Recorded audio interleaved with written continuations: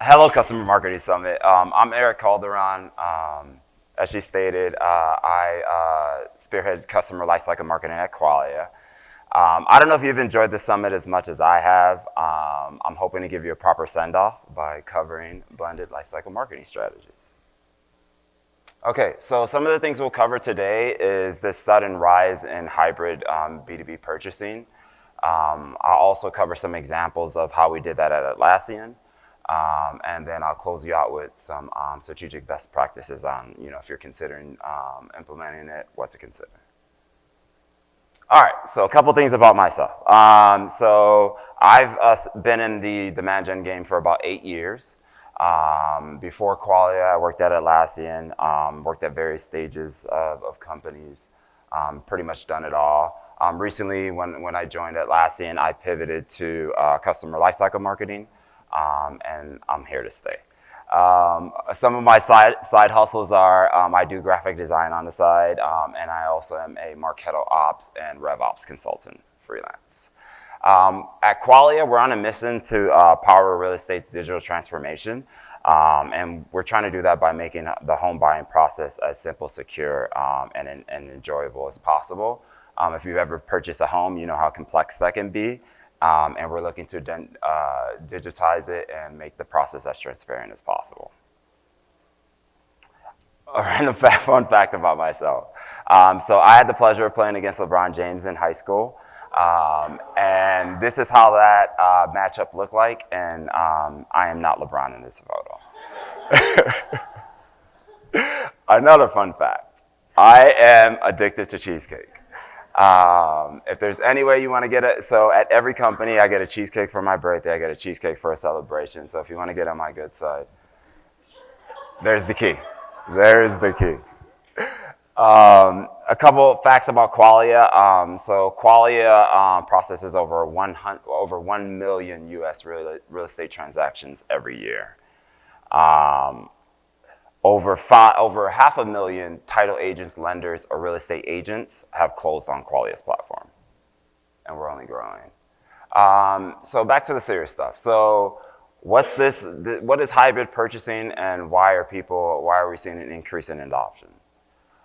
First and foremost, B2B buyers have been clear for some time now, and they're even more clear now. They expect both self-service and in-person interactions across their entire buyer's journey. Expectations internally have shifted as well. Sellers, expect more flexibility in how they work. And then lastly, hybrid strategies are more flexible, scalable, and can be more profitable for your organization. So a little bit more about, the buyer expectations. So B2B buyers, like I said, they want more. They want more channels, they want more convenience, and at the end of the day, they want a more personalized experience. If you think about it from a seller perspective, a McKinsey article, The Future of B2B Sales is Hybrid, stated that hybrid selling is expected to be the most dominant sales strategy by 2024 for the reasons I just mentioned. So not only do your customers want it, but it's also more efficient. Hybrid sales drive up to 50% more revenue for organizations versus a traditional sales model. I think it's no-brainer, right? And in addition to that, larger enterprise, more than 90% of enterprises plan to sustain the changes that they made to their Salesforce structure over the pandemic in the last year to enable hybrid. So everybody's jumping on board. So what is a hybrid strategy? What does it look like? How can I do it? So at Atlassian, our bread and butter was our flywheel, self-service. That's how we started, and that's what we specialize in. So essentially from not aware, from a stranger all the way to a paying customer, the entire purchasing journey is completely self-service. And I'll walk through some examples on how we do that. And then you have high touch, which has your usual suspects, marketing, inbound sales, ADs, AEs. So we call it the flywheel effect. So essentially in its simplest form, the flywheel effect is it's essentially a series of small wins that accumulate over time, creating momentum, and that continuously grows your business. The flywheel is also about removing friction and applying force. But what I mean by that is you're essentially creating a self-service purchase flow and using these various levers to make the wheel spin faster. And some of those channels may be SEO and product messaging, programmatic nurtures, things like that. And the actual concept was based on a book from Jim Collins, Good to Great. And the gist is your customers are your best salespeople. We all know that. If you make them happy, they'll tell their friends. And if you make your products easy to learn about and purchase, those friends will buy it. So I love that. And if you think about the flywheel, it has three major components: attract, engage, and most importantly, delight. So from an attract perspective, you're essentially drawing your customers to you with helpful content and making that, most importantly, make that content as easily as possible to discover. And you could do that by gaining their attention on SEO, social media, targeted advertising, virtual and in-person events.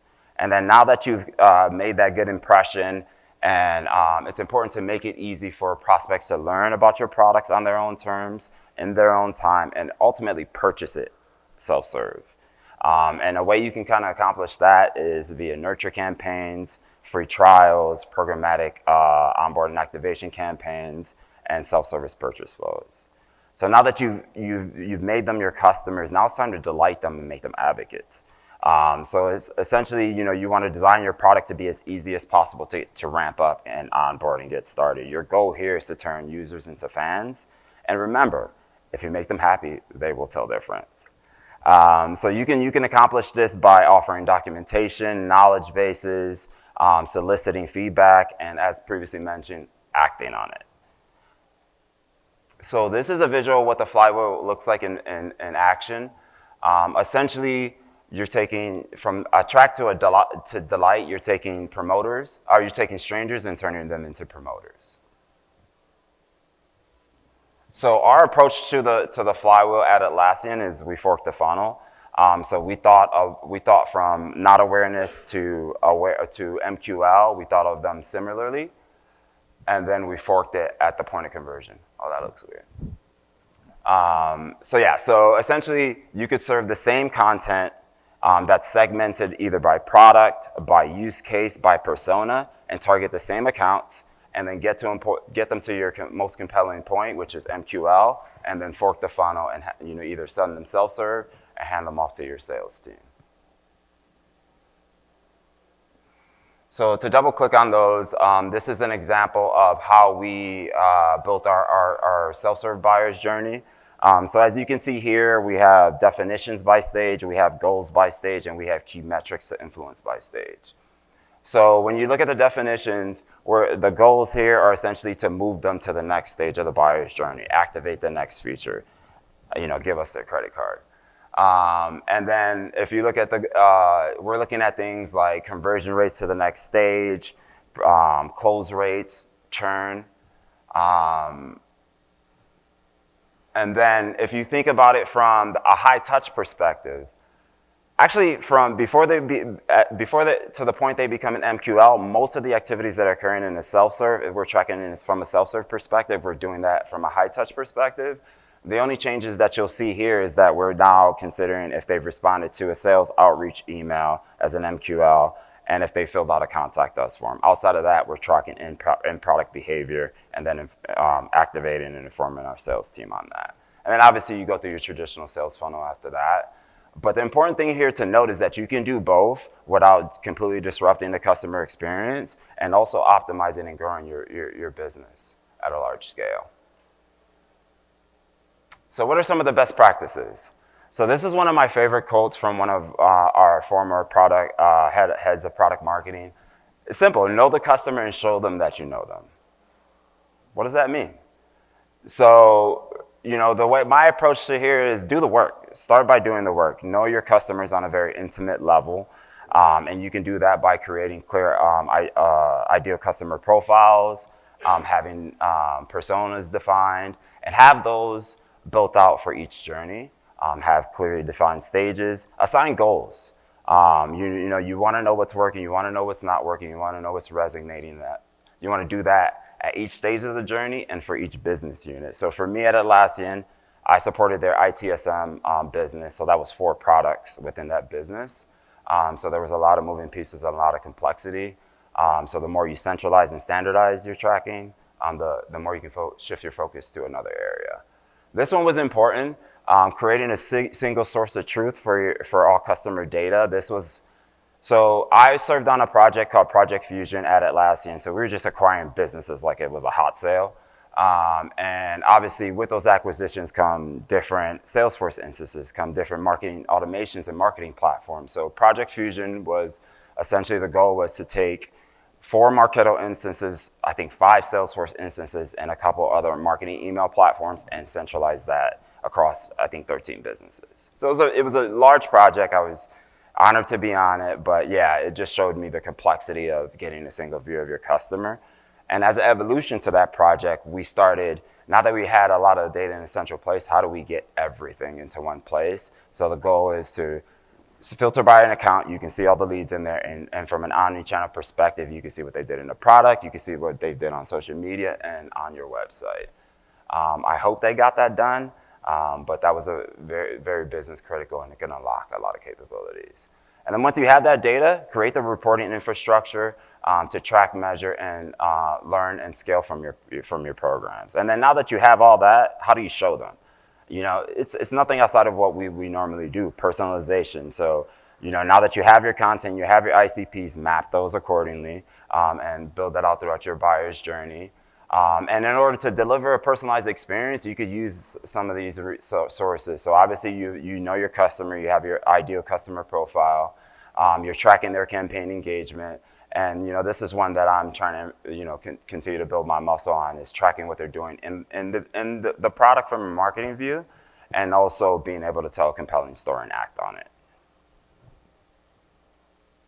So this is the omni-channel ecosystem that I had to work with.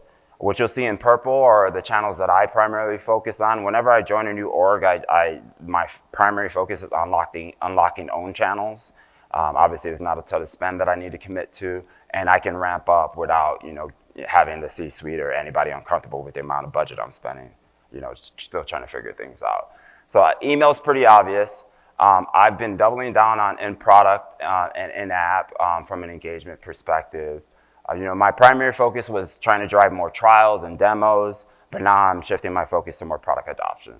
I've partnered, you know, examples of partnering with customer support. We scrub tickets. So whenever we have a new product launch, we scrub tickets for whatever the pain point that launch is addressing, and we use that to create a hyper-targeted audience. Sales, obviously, intimate relationship with them, events. And then at Atlassian, one of our major initiatives was database expansion, so adding more key personas from our target accounts to our database. And TechTarget was a great partner for that on numerous ways. And this is omni-channel distribution in action. So it all starts with starting with a defined segment of your target customers. And then thereafter, we are targeting them with paid ads. And in parallel, we have email touch points that are promoting the same asset. And then once they land on the actual landing page, we have this little pop-up toaster. So all this has been defined. This is a nurture on multiple channels. So this is the next asset that we've defined as the next asset to consume in the nurture series. And then if you think about it from an enterprise perspective, this is an example of our continuous nurture strategy. So essentially, we're acquiring a new lead with a high-value asset based on, you know, several filters. That lead is now added to a limited awareness nurture. And then we're tracking the type of assets and content that they're engaging with. And then we have a series of product-specific nurtures that they would be enrolled in based on their campaign engagement. And then they would MQL after they exceeded a 30-point threshold. So you've seen this slide a million times. I consider myself as the intersection between all these teams. I developed a strategy. They're essentially service providers, but with perspective. And I'm just kind of bouncing around to try to execute on my strategy. I have this up just to, you know, show how many teams we work with and how we are all working, you know, they all working with me directly to some capacity. But the most important thing is that, you know, there's different nuances and dynamics. You know, give them a seat at the table. Make them feel respected, seen, heard, and understood, and you would be amazed by how they're willing to go to bat for you and go to war for you. And I try to do that on a daily basis.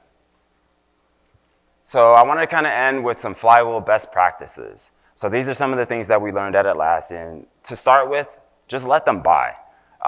Good products sell themselves, so doing things like enabling self-education, ungating and removing barriers to your information, being transparent about your pricing online, and essentially creating an Amazon-like purchase process are things that you can do to win from a self-serve perspective. Price for volume and consistency. Your entry-level pricing should be low to remove friction. The goal here is to get them inside your product using it and have the confidence that you've built a great product and they'll adopt it. Build a network of partners. So at Atlassian, our indirect sales team is obviously global, and they accounted for 1/3 of our revenue. 1/3 of a few billion, that's a pretty good channel. And also what you'll see is that this becomes a self-sustaining flywheel within itself.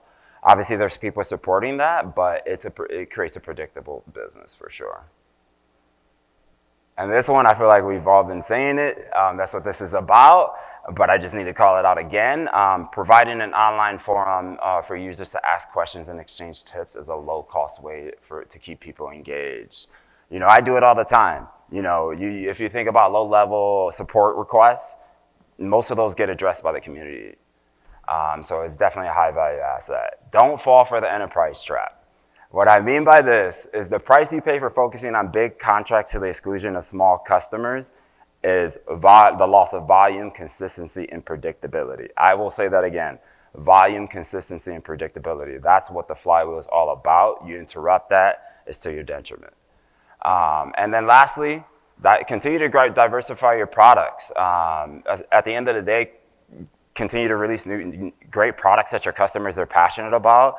And also, if you have the ability, build out your partner ecosystem, open it up, allow developers to develop apps for you, do the work for you, and it will be fruitful, I promise. And then lastly, thank you. I want to close this out by, I always have to remind myself about this. I feel like as the amazing, motivated, and passionate professionals that we are, we fly at a high altitude and such a high velocity that we forget to land the jet and appreciate the things we've accomplished and how far we've come. So I want to end by, let's celebrate ourselves. Let's celebrate the fact that we are here in person with such amazing individuals. And thank you for your time.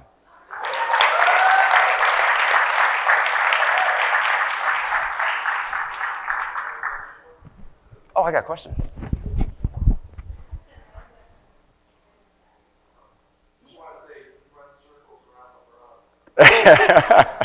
Hello. Thank you. And I just want to say you haven't paid me yet for your questions. No, I'm kidding. I'm kidding. You paid for this event. Thank you. Okay, so Eric, thank you so much. I think that your talk and like this allowing us to take a step back and look at this flywheel that we all can create, the life cycle experience that we all can create, and how we can nurture customers at scale was the perfect way to think about everything that we learned and talk about it in a scalable way, right? Yeah, so that was the goal here. I knew that this wouldn't be directly relatable to your discipline or your role, but if you can come to the table with this type of context, you're in a powerful position. Right. Yeah. And tell me something I don't know. Right. Yeah. So some questions that came in. Those graphics that you showed us about what assets are coming to play where in nurture campaigns, how do you communicate what those journeys are to your team? Do you keep those available as a list that people can look through? I imagine the emails and the content themselves. Yeah, the lifecycle campaigns. Yeah. So we have a central repository for all in sales enablement assets. A Confluence page. And then within each Confluence page, what we do is for every new launch, whether it's nurture, onboard and activation, product launch, we have a sales enablement toolkit. And in there, you'll have links to the actual emails or preview links. You'll have speaking points and data points, and then you'll have a little snippet that you can add to your communications. So that's how we enable. Awesome. So the next question is, how is lifecycle marketing different from omni-channel marketing? I will say that it's not different. Lifecycle marketing is a strategy, it's an approach, and omni-channel is a tool you can use to execute it. in my opinion.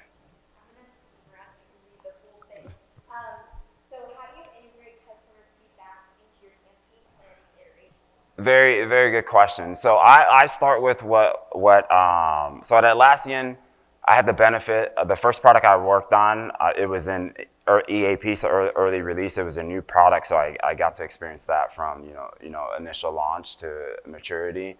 And what we did is, as a part of the launch, I was in meetings with customer support and product. So every month we would look at the feedback from the customers and see how that's impacting our launch. That's one way. The other way is capturing all that feedback, mapping it back to some of our key initiatives. So if there's a product launch, typically for product launches, we do a survey that's directly tied to the features, and we use that to create assets and use that in our sales and marketing materials. That's how we integrate some customer feedback. And I'm trying to think of another way. We think of it at every stage of the process. So every new campaign, we think about what's the purpose behind it, who's the target audience, what type of response do we want from the market on it, and we have goals around like the type of feedback we're expecting. If we're not getting that feedback, it's flagged immediately, and the Tiger team is formed.